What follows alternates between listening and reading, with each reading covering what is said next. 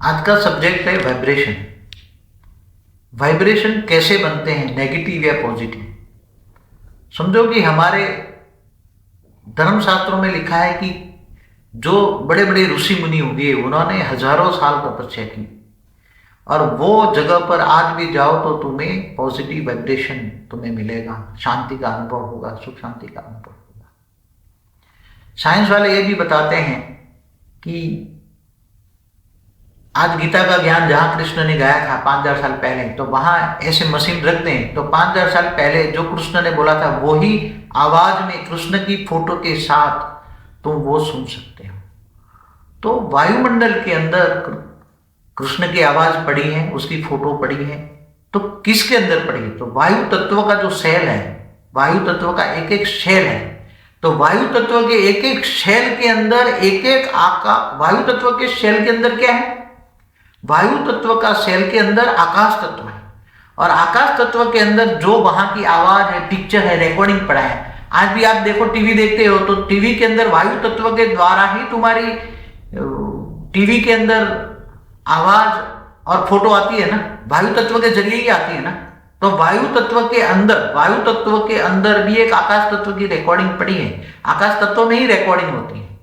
आकाश तत्व माना स्पेस में रिकॉर्डिंग होती है, उसके ऊपर वायु तत्व होता है। तो अरबों खरबों साल पहले भी धरती पर जो वायु तत्व पड़ा है, ऋषि मुनियों का पॉजिटिव योग शक्ति पड़ी है, तो वो किसमें रिकॉर्डिंग पड़ी है?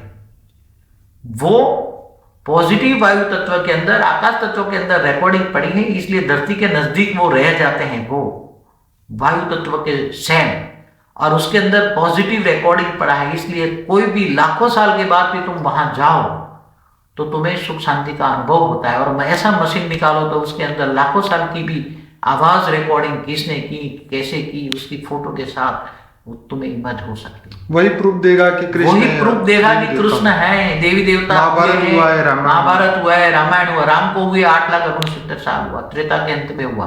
राम ने भी 12,000 साल राज किया था। तो आज धरती को हुए कितना साल हुए? धरती को हुए ब्रह्मा के 100 साल की ये ब्रह्मांड है। एक ब्रह्मांड ब्रह्मा का 100 साल है। तो ब्रह्मा का एक दिन बराबर धरती पर 1000 चतुर्युग होते हैं। तो ब्रह्मा का दूसरा पराग चल रहा है, दूसरा का पराग का मनवंतर का 8वां दिन, मनुष्य का 8वां चल रहा है। तो कितनी धरती को हुए? करोड़ों, मतलब 1-2 अरब साल तो हुए ही हैं कम से कम। तो 2 अरब साल धरती को हुए हैं। तो 2 अरब साल की रिकॉर्डिंग धरती पर जो पड़ी हुई है वो वायु तत्व में रिकॉर्डिंग पड़ी है। और वो वायु तत्व के अंदर अगर आत्मस्वरूप रहकर तुम चाहो तो सब फोटो के साथ इमर्ज कर सकते हो। साधन बना के भी उसको करोड़ों साल की, लाखों साल की हिस्ट्री, ज्योग्राफी तुम बना सकते हो, फोटो के साथ बना सकते हो। सब कुछ आज साइंस ढूंढ रहा है। किनके संकल्पों से साइंस डेवलपमेंट कर रहा है?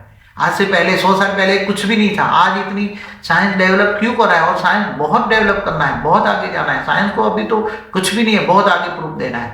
दुनिया वालों को प्रूफ देना है कि ये दुनिया कुछ भी नहीं है, धरती तो 100 की नोक बराबर है। दुनिया बहुत बड़ी है, अरबों खरबों सूर्य, महासूर्य। तो ये सब समझने की कोशिश करो। वायु तत्व के अंदर, एक सेल के अंदर कितनी शक्ति है। वायु तत्व का एक हाइड्रोजन ले लो, हाइड्रोजन से हीलियम में परिवर्तन होता है तो सूर्य की अग्नि पैदा होती है। और हीलियम के अंदर इतनी, एक हाइड्रोजन का एक हीलियम के अंदर इतनी एनर्जियां होती हैं कि ये एनर्जियों को फ्यूज ऑन करो, उसको जलाओ तो इतनी एनर्जी पड़ी है। तो ये एनर्जी से साइंस भी मानते हैं पावर से पदार्थ बने, एनर्जी से पदार्थ बने, और पदार्थ को पावर एनर्जी में कैसे कन्वर्ट हो वो सब साइंस कर रहे हैं। और योग अग्नि में सब जलकर भस्म करके पावर तुम क्रिएट कर सकते हो।